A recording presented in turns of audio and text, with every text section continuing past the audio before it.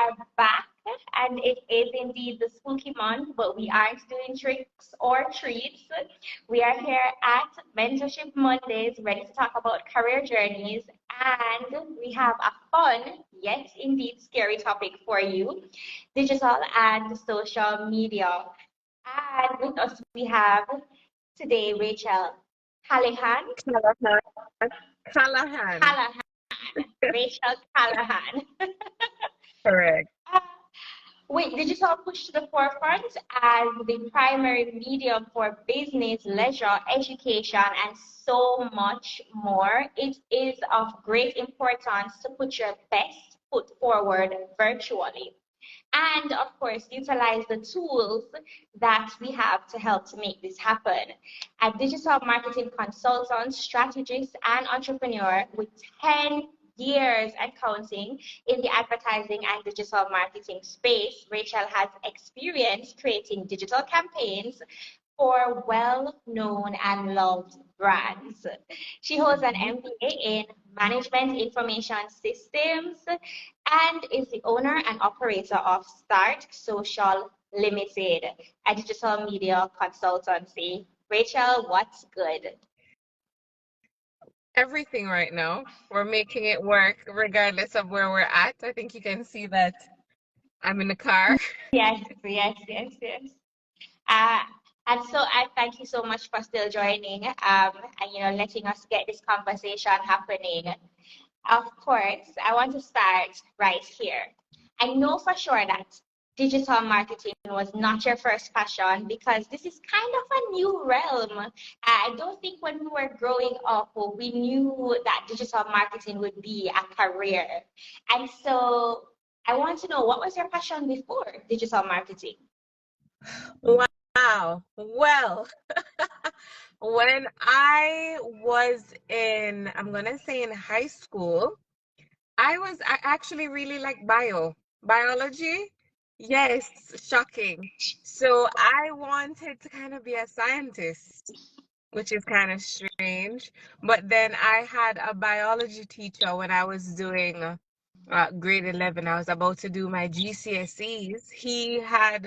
He was a biologist, like a microbiologist Mhm. before, and he said, listen, if you do not have a love for doing things over and over and over and over again, then maybe you kind of don't want to be a microbiologist or a scientist. And I heard that, and I was like, nope, I'm not with doing the same thing a million times over. Mhm. So I had a love for business as well very early on.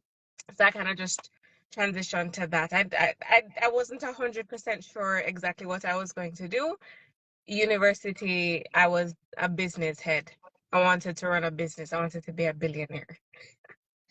Here we are. I mean, here we are. You do have your own business and you're on the route to billionaire. So I'm manifesting it for you. So you can listen to me.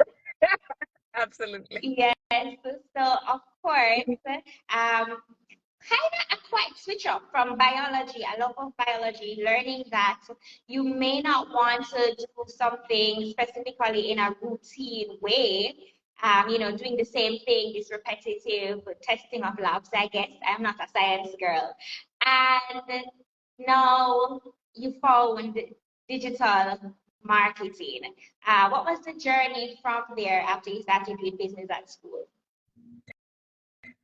Oh, okay. So how did I get into digital marketing? I was in my third year of university.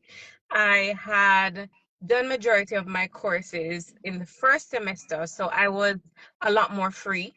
I had a lot of free time. A lot more free time. I had a couple classes, Mm-hmm. and I wanted to do something with myself, and I wanted to make money to get something done. So actually, someone came to me and said, "Hey, Rach, you know a couple people and whatever. Do you know somebody who'd be interested in being a PA at a boutique advertising agency, a very small agency? I don't know if you guys have heard of Stush. I think they're still a thing." Right, right. So I was like, "Yeah, you know what? I have the time. I will do it. Let me go for the interview and see." And I went.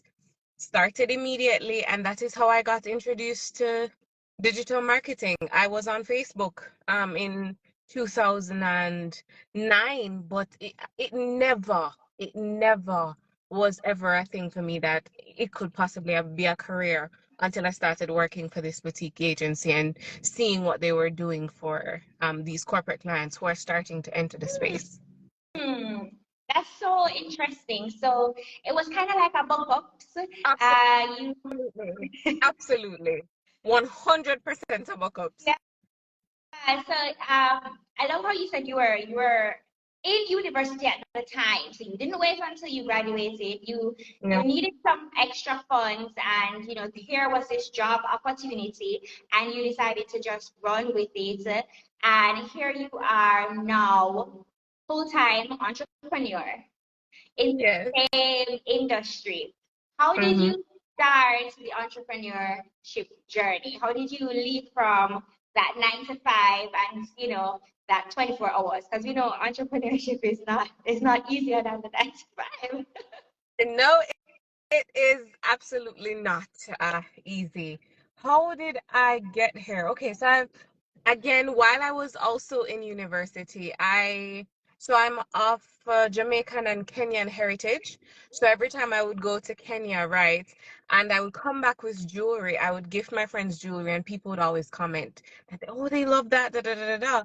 And so I actually started a jewelry business called Marembo, right, while I was in university, where I would import, or when I'm traveling in, bring in jewelry back to Jamaica, and then I would, with the skills that I learned from working for this boutique agency, because Stush used to be all about the pretty pictures, and they Yeah. would do, yeah, right. So using that skill set, I actually ended up taking pictures of the jewelry on models and stuff. And so while I was in university working and going to school, I actually had a small business running, kind of testing that out. I did that for a couple years, but I always had the 9 to 5 going at all times.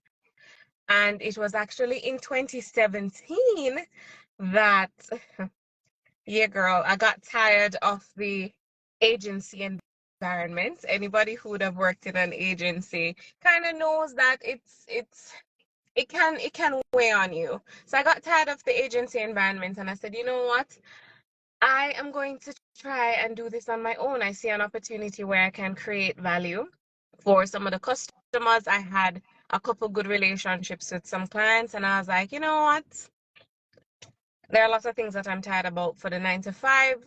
I'm still young, I'm still free, I have savings. Let me give this a go. And that's where the full-time entrepreneurship came from. Okay. I love how you started everything within university. Yes. Like you test. Do you still have that jewelry business now? No, so I ended up closing it down in 2015, 2016, something like that. Yeah. I decided I, it was good, but it wasn't like a love for me. Mhm. And then what you also found was that there were a lot more knockoffs from China entering the market. So we were like premium level jewelry, like stuff from Etal kind of thing, because it was genuine handmade products from Kenya. So we had a lot of business women as our clientele. In fact, that was primarily our clientele. But as I noticed that the market was getting saturated with Chinese based goods, and they kind of look the same, I was like, I'm kind of over this anyway. Let me just go on to something else. So it really gave you good testing ground to, that all of those aspects of business, the startup, the mid ground, and even when to leave that space. So what I love about you, Rachel, is that you took so much risk in university to try and figure out and gain so much experience while you were younger. And I feel like that kind of has shaped you into the businesswoman that you are today. Um, Absolutely. Absolutely. I think university is the best space. You don't really have a lot of pressure going on for the most part, for a lot of people, if you're fortunate to have that, as I have. You have your parents supporting you. So you have that free time, you have that free money, you have that opportunity to kind of mess around and try new things and see what's going on. Yeah, I, I think that's a really great tip. Just for the mentees here to try things now when you're in university, when you have the time and the the free money, the help, the what you call it, the cushion to drop back on. Absolutely. The cushion, the cushion, the cushion, the Yes. cushion. Right. So I think all of the fans are dying to know what are some big brands or what are some brands that you've worked with? If you can share, I don't know how it goes. Oh, I'm sure. Yeah, yeah, yeah. Throughout my career, yeah, you see them everywhere. KFC, Pizza Hut, Pepsi, um, the Grace brands, First Global Bank, uh, JN, the JN Group and their affiliates. I've had fortunate to work with like the UNDP, the Trust of Americas, uh, stuff stuff in different ways and ways and shapes. But yeah, I've had a fantastic opportunity to really, especially in my younger years coming up in agency, to kind of see what it is that big brands want and need and are looking for, and what that level of professionalism looks like when you're operating at a certain level very early on. So I'm very grateful to my agency experience for that, for sure. I love that you mentioned so much brands that, we as Jamaicans are very familiar with. Sometimes you don't even need to see their names. You can just step into a room and see the colors and we know that, that particular brand is being represented. How important is branding in the digital space, and not just for companies, but even for young people and as an individual level? Well, I mean, I think it's extremely important, more so today than before, and I think it's going to continue to become important. I think one of the key things that we need to recognize is that right now, digital is one of the first touch points when it comes to social proofing. And when we talk about social proofing, we're talking about just people looking to validate who you are. Mm. Because, I mean, I'm sure that very few people know Racheal Callaghan, but if you see my name somewhere, there are opportunities now for you to take the time and go and look at what I've put out, you know? So on that very base level, the idea of controlling what it is that you put out there and putting effort into what it is that you want to represent you Mhm. digitally, because it's it's more than when you walk out. Like, you can walk out with a torn shirt and you can count the number of people who see you, right? If you decide to go out to the supermarket looking a mess. But digital is the reach is exponential. So you do want to put some effort into how it is that you're represented, because a lot of times people don't have the opportunity to get to know you That's before true. they interact with you. And so they're going to use that digital footprint to decide if they want to take that next Yes, step with you. yes, that is so true. And one of the things about the digital space is that nothing really goes away. Once It never does. it's stamped. And so it's so important for young people just to learn how to navigate that space and, just, think about how it is that they want to show up in that space.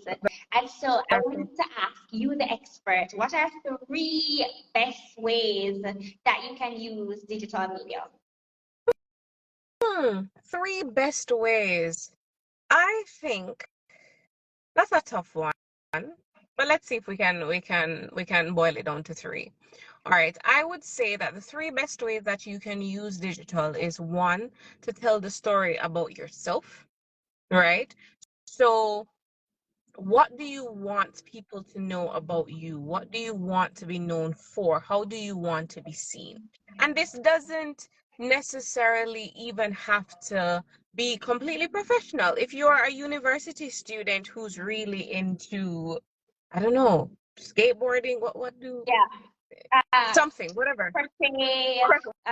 whatever it is, there is, and that is what you feel is an authentic representation of you, then tell the story that you want to tell online and how it is that you want people to process who you are. So that idea of capturing what your story is and what you want to tell people.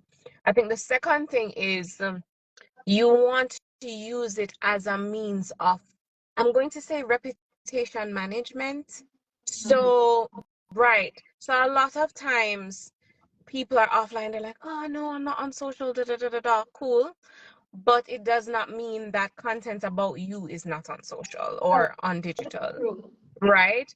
So you may not be active in the space, but there's still an opportunity to keep an eye out on what is being said about you, even if you don't want to be active in the space. And thirdly, I think digital is a great way to learn and connect, which is what it was designed for initially. We have, for the first time in life, have so much access to people who are like ourselves and completely unlike ourselves. We have an opportunity to learn from people, connect with people, see what other people are doing, and use that as a source of inspiration. So I think look for opportunities to explore kind of where you'd want to go and see what that is like, keeping in mind, of course, that not everybody is 100% genuine online, That's but there true. is a lot to learn on some of the opportunities that exist, because maybe somebody didn't know that somebody had my job, and now you know, and that's because you have taken the time to be here Yeah. today. So yeah, I think those are the three: tell your story, manage your reputation, and learn and grow and connect. Love that. Tell your story, manage your reputation, learn, grow, and connect. Three best ways that you can use social media, digital media at your fingertips. And I loved how you touched on this part that, a lot of persons say, well, all right, the best way to not get involved with the digital media is to not be on it. But I loved how you said that in this reputational management of yourself, you could not be on any sort of digital media, but you can be found still because you could be found on another person's media, or somebody could Google you and there's an article about you, or you know Absolutely. you are in a picture in the newspaper. So there are several ways that you can be involved in digital media. And so I love that you mentioned that one of the key tips is to manage your reputation, because you could have been, let's say, just probably at a social event and you got caught on camera. And you got caught in the back. Yeah. Yes, Yeah, that's a real thing. That is yeah. a real thing. You want to know what's going on. So it's great to use it to manage your reputation and tell your story, and of course connect with persons who you probably don't even have the chance to connect with in a Real. day-to-day life setting. I love that. Uh, I want to know, as a digital marketing professional, what's the day-to-day, what does a normal day look like for you? Because I know there's no normal day, and I just want to know, just for you to enlighten our young people as to what, they could expect if, they choose to set foot in this career. Okay. So the first thing that I want to make clear is that working in digital has many, many different components.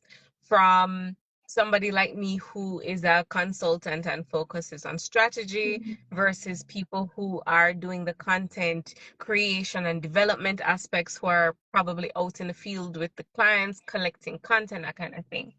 So the day to day for me, honestly, is kind of boring. It's a lot. I'm sorry.